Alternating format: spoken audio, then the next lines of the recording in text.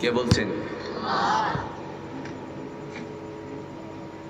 الذي خلق الموت والحياة ليبلوكم أيكم أحسن عملا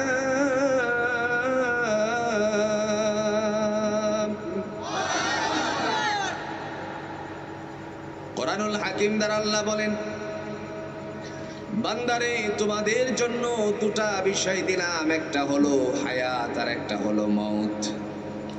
দুনিয়াতে কেন দিলাম?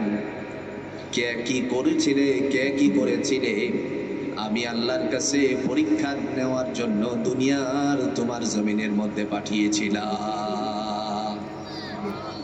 লিয়াবলুয়াকুম আইয়ুকুম আহসানু আমালা, কে আমার কাছে আমলের দিক থেকে উত্তীর্ণ সেটাকে পরীক্ষা করার জন্য দুনিয়াতে পাঠিয়েছি। আর একটু আস্তে কোন সুবহানাল্লাহ।